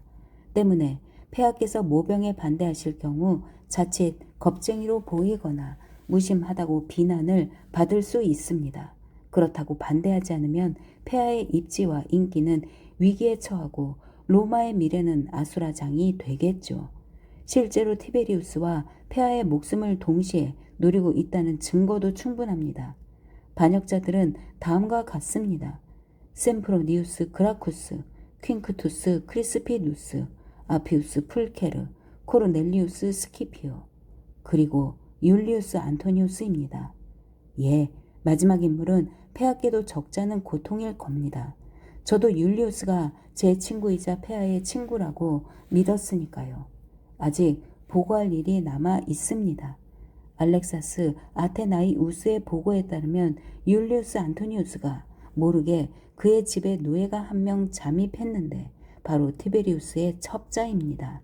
이 작자가 음모를 속속들이 알고 있습니다. 알렉사스가 처음 의심하게 된 이유도 바로 이자가 흘려놓은 단서 때문이었습니다. 첩자는 티베리우스에게 직접 보고를 해왔으니 이로써 티베리우스 역시 음모를 꾸미고 있다는 얘기가 됩니다. 아직 하나가 더 있습니다. 비록 폐하께 가장 혹독한 보고가 되겠지만 그래도 피할 수 없음을 통촉하옵소서. 지난 몇 년간 티베리우스 클라우디우스 네로가 부재하는 동안 따님의 활동에 대해 전혀 모르지는 않으셨을 겁니다. 다만 따님이 가엾고 너무나 소중하기에 다른 방법을 찾으셨겠죠. 폐하의 친구들뿐 아니라 정족들까지도 대부분 그런 심정이었을 겁니다. 하지만 지금까지의 정도로 미루어 율리아가 반역자들 개개인과 가깝다는 사실은 분명해 보입니다. 더욱이 지난해 따님의 애인이 바로 율리우스 안토니우스였지요. 이 문제가 대중에게 알려진다면 율리아 자신도 반역자 도당으로 보일 수밖에 없습니다. 티베리우스한테도 증거 자료가 있을 테니 피해는 자칫 상상 이상이 될 수도 있습니다. 음모가 만천하에 드러날 경우 율리아도 어차피 얽히게 됩니다. 그런데 개입 정도가 중해 여느 반역자들과 마찬가지로 반역죄로 다스릴 수밖에 없습니다. 그녀가 티베리우스를 싫어한다는 얘기가 비밀이 아니듯 율리우스 안토니우스를 사랑한다는 얘기도 비밀은 못 됩니다. 제가 언급한 정보는 안전하게 제 수중에 있습니다. 저와 알렉사스 아테나이우스를 제외하면 아직 아무도 보지 않았으며 앞으로도 그러할 것입니다. 폐하께서 필요하다고 판단하시면 언제든 대령하겠습니다. 알렉사스 아테나이우스는 현재 은신 중입니다. 율리우스 안토니우스의 집에서 자료를 빼내온 터라 현재 생명의 위협을 받고 있습니다. 대단한 인물이죠. 전 그를 믿습니다. 율리우스 안토니우스에게 충성을 다하지만 황제 폐하와 로마를 더 사랑한다고 맹세까지 했습니다. 필요하다면 증언도 하겠지만 개인적으로 부탁드리겠습니다. 만일 증언을 증명하기 위해 고문할 필요가 있다면 부디 실제 고문이 아니라 종교 고문이 되도록 선처 부탁하옵니다. 저는 그를 굳게 믿습니다. 이번 폭로로 거의 모든 것을 잃었죠. 황제 폐하, 정보를 밝힌 자를 대신해 제 목숨을 내놓을 수도 있지만 그마저 당장은 불가능하옵니다. 폐하와 로마의 안전이 제 자신의 죽음이 가져다줄 위안보다 우선해야 하니까요. 어떤 분부든 기다리겠습니다. 6. 율리아의 일기. 판다테리아 서기 4. 판다테리아에도 가을이 왔다. 이제 북풍이 이 황량한 곳을 덮쳐 바위 틈새마다 휘파람과 신음소리를 내고 자연석으로 지은 집은 돌풍에 조금씩 흔들리리라. 겨울 파도도 모질게 해변을 휩쓸 것이다. 이곳은 계절 말고는 전혀 변화가 없다. 어머니는 지치지도 않고 하인을 욕하고 못살게 군다. 그러고 보니 지난달에는 다소 기운이 쇠한 것 같기도 했다. 어머니 역시 이 섬에서 죽어가는 걸까? 그렇다 해도 당신이 원해서 한 일이다. 내게는 선택권도 없었다. 지난 2달간 일기를 쓰지 않았다. 더 이상 할 얘기가 없다고 생각했기 때문이다.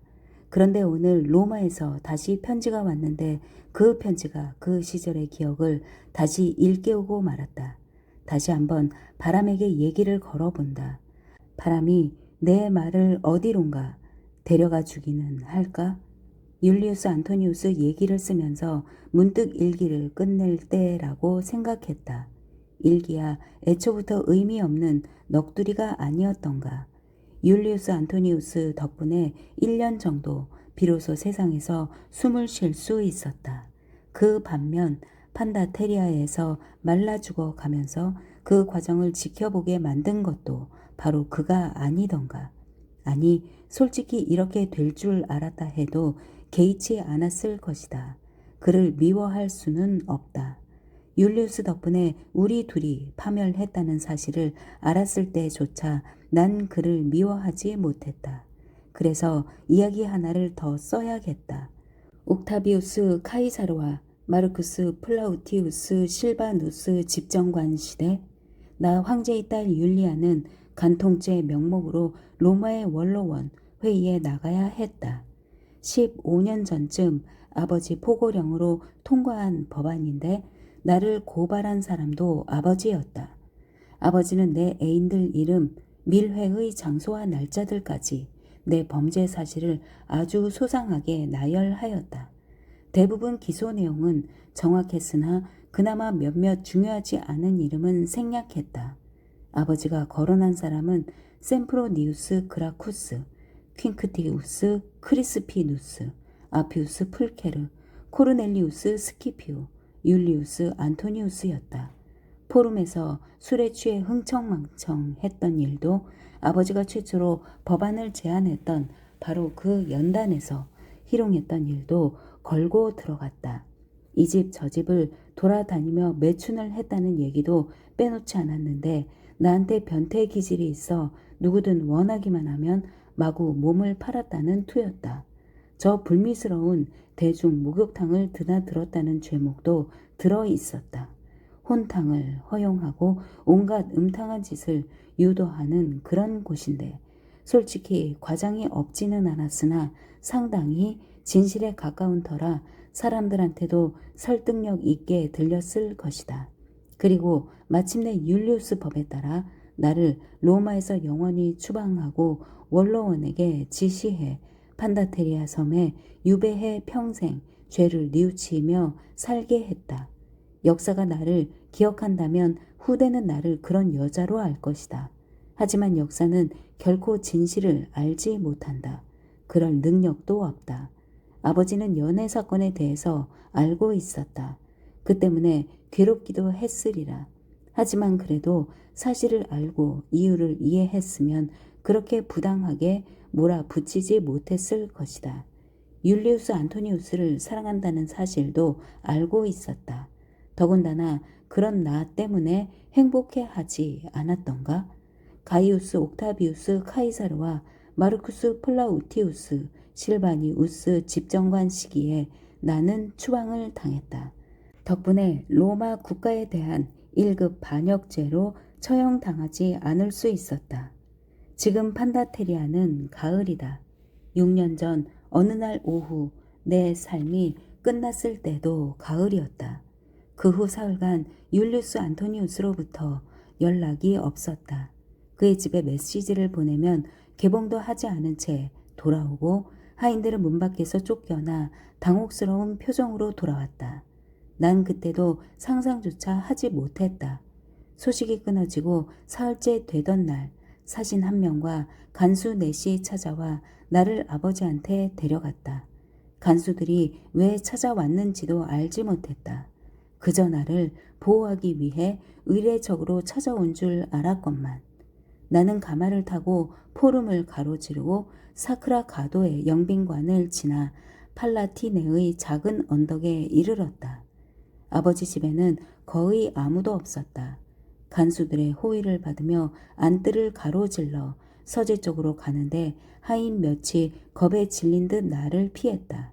문제가 심각하다고 느낀 것도 그때였던 것 같다. 방에 들어가자 아버지는 기다리기라도 한 듯 서 있었다. 그는 간수들을 손짓으로 물리고는 아무 말도 않고 한참 동안 나를 보기만 했다. 나도 아버지를 아주 자세하게 살펴보았다. 결국 나도 알고 있었으리라. 아버지의 얼굴은 주름이 깊고 투명한 눈 주변엔 잔주름과 그림자가 짙었다. 그나마 실내 조명이 어두운 탓에 얼굴은 내가 어렸을 때 기억하던 모습과 별로 다르지 않았다. 마침내 내가 먼저 얘기를 했다. 무슨 일이에요? 왜 부르신 거죠? 그러자 그가 다가와 아주 부드럽게 내 뺨에 입을 맞추었다. 잊지 말거라. 넌 내 딸이고 난 너를 사랑했다. 나는 대답하지 않았다. 아버지는 방구석 작은 책상으로 가더니 한동안 내게 등을 돌린 채 고개를 떨구었고 잠시 후 허리를 폈지만 나를 돌아보지는 않았다. 셈프로니우스 그라쿠스라는 자를 아느냐? 아시잖아요. 아버지도 아는 사람이고. 그자와 가까웠느냐? 아버지. 그때 아버지가 돌아보았다. 표정이 얼마나 무덤덤하던지 도저히 바라볼 수가 없었다. 대답해. 제발 대답해야 한다.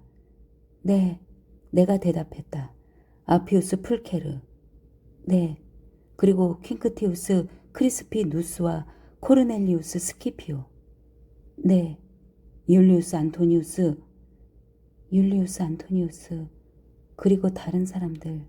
그 밖에는 중요치 않아요. 멍청한 짓이었으니까. 하지만 아시잖아요. 전 율리우스 안토니우스를 사랑해요. 아버지가 한숨을 쉬었다. 얘야, 이 문제는 사랑하고 아무 관계가 없다. 그가 다시 돌아서더니 책상에서 서류를 몇 장 집어 내게 건넸다. 서류를 보는데 내 손이 떨리기 시작했다. 처음 보는 서류였다. 편지 몇 장, 도표, 시간표 비슷한 자료들. 하지만 내 눈에 들어온 것은 이름들이었다. 나, 티베리우스, 율리우스 안토니우스, 셈프로니우스, 코르넬리우스, 아피우스, 그리고 마침내 왜 아버지 앞에 끌려왔는지 이해할 수 있었다. 자세히 읽었을 테니 로마 정부를 상대로 음모가 있다는 사실도 이해하겠지? 음모의 첫 단계는 내 남편 티베리우스 클라우디우스 네로의 암살이라는 것도. 나는 대답하지 않았다. 이 음모에 대해 알고 있었느냐? 음모가 아니에요. 아니요, 음모 따위는 없어요. 이자들, 내 친구들한테 티베리우스 얘기를 했더냐? 아니요, 지나가는 얘기로야 했겠죠. 비밀이랄 것도 없으니. 내가 남편을 싫어한다는 얘기? 나는 잠시 입을 다물었다. 예, 싫어한다는 얘기 맞아요. 죽이겠다는 얘기도 했더냐? 아니요, 아버지가 말하는 그런 뜻으로는 아니에요. 어쩌면 율리우스 안토니우스한테?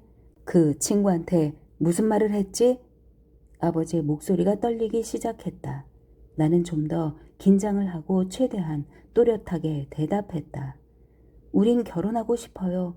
결혼 얘기를 했죠. 그런 얘기하면서 자연스럽게 티베리우스가 죽었으면 좋겠다고 투덜댈 수 있지 않나요? 아버지가 절대 이혼을 허락하지 않으실 테니까요. 그래, 그럴 수는 없다. 그뿐이에요. 그게 다죠. 넌 황제의 딸이야. 아버지가 말하고는 잠시 입을 다물었다가 책상 옆 카우치를 가리키며 일단 앉거라 얘야 라고 한 뒤 다시 얘기를 이어갔다. 음모는 있다. 그건 의심의 여지가 없어. 내가 언급한 내 친구들 그리고 다른 놈들 너도 연루가 되었다. 글쎄 내가 어떤 죄를 짓고 얼마나 깊이 관여했는지는 모르겠다만 어쨌든 끼어 있구나. 율리우스 안토니우스 그 사람은 지금 어디 있죠? 내가 화급하게 물었다. 그 문제는 나중에. 내 목숨을 노리려는 시도도 있었다는데 그 얘기도 아느냐? 티베리우스를 죽인 다음에? 아니요, 그럴 리가 없어요. 말도 안 돼요. 내가 항변했다. 사실이다. 그래, 놈들이 너 모르게 했다면 차라리 다행이겠군. 그래서 그냥 사고나 질병 정도로 보이게 만들 생각이었다면 어쨌든 사실은 사실이야. 몰랐어요, 아버지. 정말이에요. 전 전혀 몰랐어요. 아버지가 내 손을 잡았다. 내가 몰랐기를 바랐다. 내 딸이니까. 율리우스. 아버지가 한 손을 들었다. 잠깐, 이 일을 아는 사람이 하나뿐이라면 문제는 간단해. 그 정도면 내 방식으로 뭉개버리면 되니까. 하지만 나 혼자가 아니다. 내 남편. 아버지는 마치 오물이라도 되듯 그 이름을 씹어 뱉었다. 내 남편도 나만큼은 안다. 아니, 더 많이 알지도 모르지. 율리우스 안토니우스 집에 첩자를 심어놓고 계속 정보를 수집했다더군. 필경 원로원의 음모를 알리고 대리인들을 보내 재판을 열도록 압박하려 했겠지. 1급 반역죄로. 그런 다음엔 군대를 모아 로마로 돌아올 거야. 나와 로마 정부를 적으로부터 지키겠다는 명목이지만 너도 무슨 뜻인지 알겠지? 아버지가 권좌를 잃을 수도 있고 내전이 일어날 가능성도.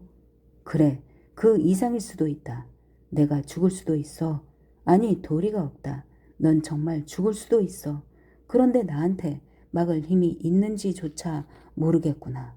원로원이 결정할 문제인데 난 개입 못해. 그럼 제가 졌군요. 내가 말했다. 그래, 그래도 아직 죽지는 않았잖니? 그런데 나 때문에 내가 죽는다면 도저히 견딜 자신이 없구나. 너를 반역죄로 재판을 받게 할 수는 없다. 그래서 원로원에서 읽을 편지를 하나 썼다. 너를 간통법으로 처벌하고 로마는 물론 로마 속령 밖으로 추방할 생각이다. 그 방법밖에는 없어. 아니면 너도 로마도 죽으니까. 아버지가 슬며시 미소를 지었지만 두 눈은 벌써 촉촉해졌다. 기억하지? 예전엔 너를 작은 로마라고 부르곤 했다. 네, 내가 대답했다. 그런데 그 말이 맞았어. 내 운명이 곧 로마의 운명이 되었구나. 율리우스 안토니우스. 율리우스 안토니우스는 어떻게 되죠? 아버지가 다시 내 손을 잡았다. 얘야, 율리우스 안토니우스는 죽었다. 오늘 아침 스스로 목숨을 끊었단다. 음모가 들켰다는 사실을 알고 나서. 나는 아무 말도 하지 못하다가 한참 후 이렇게 중얼거렸다. 난 다만 다시는 너를 보지 않겠다. 이제 더 이상은 만날 수가 없어. 아버지가 말했다. 괜찮아요. 아버지가 다시 나를 보는데 두 눈에 눈물이 그렁그렁했다. 그가 돌아섰다. 잠시 후 간수들이 들어와 나를 끌고 나갔다. 그 이후로 아버지를 보지 못했다. 아버지는 이제 내 이름도 부르지 않을 것이다. 오늘 아침 로마에서 온 소식에 티베리우스가 로도스에서 돌아와 현재 로마에 있다는 얘기도 들어 있었다.